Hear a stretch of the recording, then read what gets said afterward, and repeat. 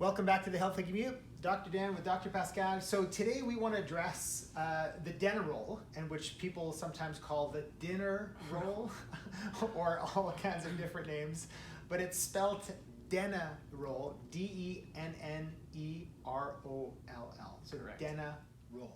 And we use it in the office for patients, whether it's what we call a cervical Denneroll for the neck, thoracic for the middle part of the back, or lumbar for the lower back, because we have three flowing curves in the spine. So different people, different patients have different issues. So it's not just a one size fits all. But the key thing now is they've done some cool research as what happens to someone's overall health when they start using a Denneroll. Absolutely. And so it's really not just using the Denneroll. I think we need to understand is what the Denneroll does to that person's spine, which then affects their health, and how are those effects measured over time. That's kind of the interesting part, right? Is where does that lead you? Not only after you've gotten some of this curve correction of the spine has improved. What happens after 3 months, after 1 year, after 2 years, and as time goes on, what are the effects on the patient's health? Right. So first of all, why would someone even use a Denneroll to start with? Well, there's been a lot of attention, and so cervical spine, the neck, right? Mm-hmm. So in the cervical spine, what we call sagittal plane. So if you're looking at me from the side, and if someone's watching this on YouTube, you're looking at me from the side. We talk about this a lot as people sit on computers, technology. Bad posture really ends up with rounded shoulders, head forward, right? Mm-hmm. This is an example. Okay, that's called the sagittal plane. So the posture from the side. And we know that there's a ton of research showing that as we get a lot of dysfunction, so the further your head shifts forward, the more your head goes forward, you lose curve, it strains the neck, and this starts to cause problems in the cervical spine. Mm-hmm. So we know that affects the health in terms of pain, disability, tons of surgical research on reestablishing proper position and curve in the neck to help patients not only not have neck pain, disability, and then just do better long term, right? So there's a big effect on the function in your spine, pain, and disability. Now, maybe just before we go too forward, I'm getting ready for a workshop that I'm giving tomorrow. Yes. And one of the quotes that I'm giving in there is from a doctor called Dr. Roger Sperry, who did he's a neuroscientist evaluating, the brain. And what he found is that 90% of the brain's activity or energy is just basically relating your body to its gravitational field. Right. Meaning that proprioception. Right. So we're using 90% of our energy. Most people have heard we only use 10% of our brain. Well, that's actually where it's from. So right. We use 90% of our energy just so that we don't fall flat on our face. Right. Now, this is if we're having, like you mentioned, a good overall posture, head over the shoulder, over the hips. The more distorted our posture is, then the less we have left of that 10%. So now instead of 90%, someone may use 95% because their posture is so kind of out of normal alignment. Right. So now we're left with 5% to heal, basically think, create, our energy. So that's super important. So maybe that's a little bit more of the reasonings why. It's not just about a curve, it's not just about a proper posture, but it's how your body could actually function. Right. So as that posture distorts, I would say it's not just the energy that the brain has to use to maintain the posture, it's the strain, direct strain. Like you could think of it in terms of biomechanical, what they call biomechanical engineering terms. So the further the spine distorts from normal, you actually start to see strain, stress, compression, tension, pulling on the nerves. And so as you start interfering with the nervous system, the central nervous system specifically, so brain and spinal cord, you start to slow down conduction time. And what this research that we're going to talk about today is, it starts to increase the sympathetic nervous system, so the fight or flight, right? Which is not good because we live already in an abnormally stressful world, right? And so if you're dealing with emotional stress and work stress and all these different things, the last thing that you need is an additional stressor, additional water being added to your bucket from having this bad posture or a dysfunctional bad spine. So just to clarify, so what you're saying is the bad posture increases our what's called sympathetic nerve system, fight or flight, or more stress. Yes. The worse your posture is, the worse the pressure or stress that your body's under. Correct. Right. Yeah. And then the proposed mechanism, right? So this is the 10th randomized clinical control trial that's done on the Denneroll. So pretty cool, right? They've done 10 studies now looking at how this little device, putting a curve back in your neck, how it helps your overall health. A lot of the preliminary studies focus more on things like pain and what they call radiculopathy. So when you get pain down the arm, they looked at headaches, they looked at dizziness, they did some work with fibromyalgia. So they've really focused on kind of the pain and disability. Now they're turning their attention to the nervous system, because we've said it for years that just adjusting the spine has a lot more to do with your overall health than simply pain. And so they're setting out to show people that, as a matter of fact, we can measure this, we can see this dysfunction on x-ray.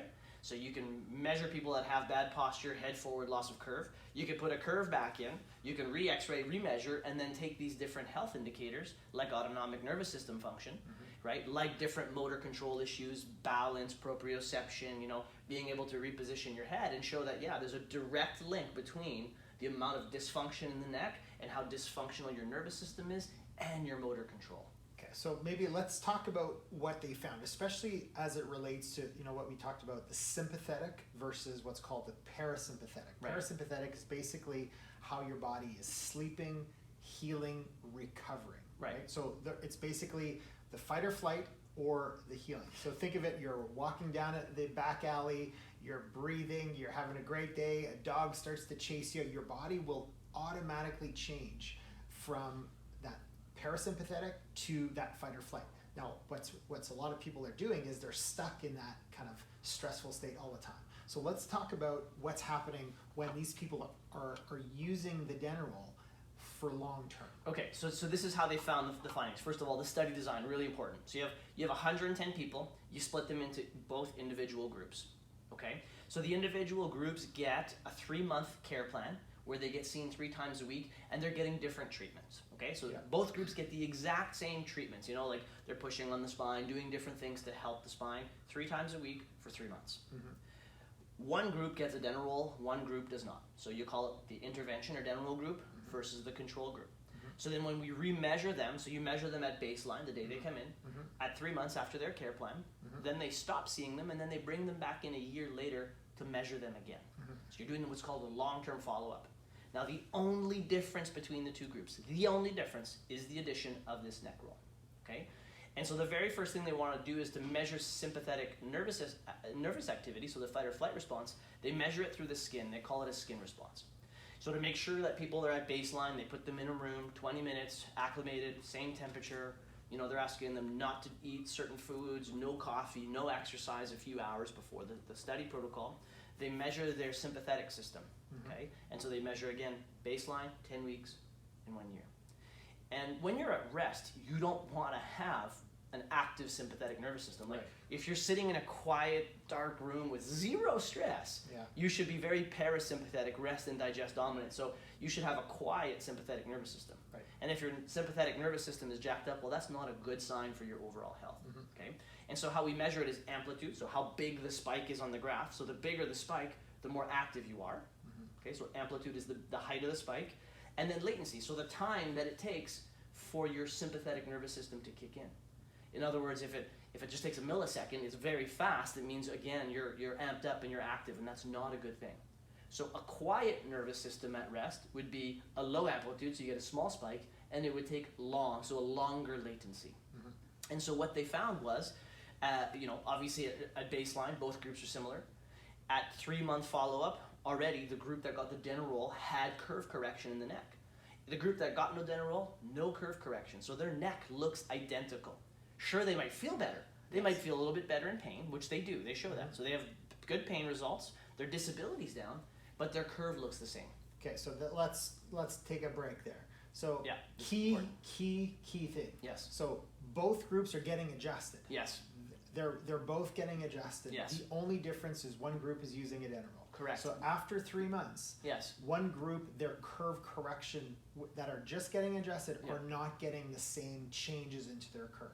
Correct. Versus the group that's using the Denneroll is now seeing some great changes in the correction. And this is the reason why for us, we talk a lot about, it's not just about an adjustment, it's about helping that spine stay in that position. So that's why we always talk about with patients is, yes, the key for the greatest amount of change and success is you're adjusting in a rhythm, basically, but we also have to change the posture or the position of the spine, and we use the Denneroll and your postural stretches and exercises.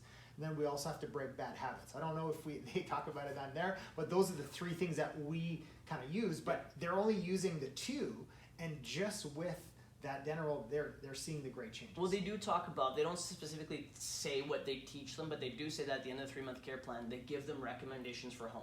So they're teaching them some postural habits to not undo. So they are addressing the bad habits. The 3 things. They are addressing the bad habits, okay? So again, at 3 months, both groups are out of pain and they're doing good. Feeling good. So someone goes, well, why would I use a Denneroll? Why would I spend my time trying to correct my curve if I'm gonna have less pain whether or not I get a curve correction, right? Pain change is the same. Both groups do good, okay? But the cool thing is at 3 months, the autonomic nervous system in the Denneroll group, the amplitude has significantly decreased. So we're already seeing a calmer sympathetic nervous system in the Denneroll group, no change in the control group. So now this is the key thing, especially for a patient, right? Yes, most people come in to see us because of pain. Yes. Doc, I want this pain to go away. And so yes, we want the pain to go away, but the pain is only, like they say, the tip of the iceberg. Is what else is happening on the inside. So imagine if we not only could decrease the level of your pain, but now make permanent changes to how your body's actually functioning and healing. Yes. And so now that's what they're seeing, is that as we reinstate the curve, using a Denneroll, using those stretches and exercises, doing all that stuff, now we're allowing our bodies to function and heal the way it was supposed to be in the first place. That's cool. And you know what's even cooler? Is at 1 year follow-up. So even though they didn't get adjusted, this is the way they set up the protocols. So from 3 months to 1 year, the Denneroll group kept their curve correction. Their amplitude decreased even more, and their latency increased even more from the 3 month to 1 year. Only doing the Denneroll from 3 months on. Correct. So the curve improvement, not only at 3 months, it's not like they maxed out. They continued to improve over time. Motor control, when they tested their balance and their ability to reposition their body in space. So super important for people for tripping, balance, driving a vehicle, athletes catching a ball. The people that got the Denneroll curve correction, at 3 months, there was no change in their motor control yet because the healing process takes time. But at 1 year follow-up, the control group was still the same as baseline, so no change in the control group. The Denneroll group had, so I should call it the curve correction group, had improvements in every single motor control thing that they measured. So balance, repositioning, being able to track things with their eyes. And there was a direct correlation to how bad their head posture was, how much correction they had, to how much they improved on these tests. So we can say that 100% definitely it is linked to that head going forward, loss of curve, affects the autonomic nervous system and affects motor control. That's cool. And then the control group, at 1 year follow-up, well, guess what happens to their pain and disability? If they didn't get any curve correction, they go right back to baseline. Right. So that's the interesting part. So at 3 months, sure, you could do a lot of things to get out of pain. But if you don't maintain it, if you don't do things, continue to work on putting floss, brushing your teeth, the trifecta, right? All those little continuing things. to get same thing, adjustments in rhythm, doing your stretches and exercises, reducing bad habits. If you're not changing the structure of the spine, the changes in function are temporary. You're regressing back to baseline. So super cool study, and they're showing the reason they're saying this is because as the head drifts forward, you're starting to stretch the brainstem, the spinal cord, the cranial nerves, and what you're doing is you're hindering or you're impeding on some of those cranial nerves to fire up that parasympathetic or your rest and digest system. So you're walking around all day long with a bad posture in a fight or flight response. So a few key things for me, I think, that are key for patients is, number one is, yes, understanding what you want. So yes, like we talked about before, I want my pain to go away. Of course. Awesome. Makes sense. I don't want to be in pain either. Let me do anything I can to get rid of pain. But then past that is, at the same time, the effects are real. And a lot of times when I'm going over, let's say, x-rays with an older patient who their spines unfortunately has deteriorated dramatically, and one of the first things they usually tell me is, Doc, I wish I would have done something earlier. And now I wish I could take that knowledge or that information or that, the presence of mind that they have and give that to a 25-year-old who is maybe in pain at the time, but the follow through may not be there because for them it's not that big of a deal. So that's the progression that is very, very real. Yes. But the one thing that we have to understand is that it's not, like you talked about, it's not just one little thing, but it affects everything. Our ability to function, heal, resist, or a fall, a trip, pick this up, or our ability to kind of navigate this world is with a properly functioning nerve system. Absolutely. So Yeah. I thought that was pretty cool. Yeah, well, the next paper to come out too, as soon as it's published, we'll discuss it. So now they're looking at central cord velocity. So they're looking at how fast can your brain communicate with the extremities. So in other words, they're looking at speed of the nervous system and showing the same thing.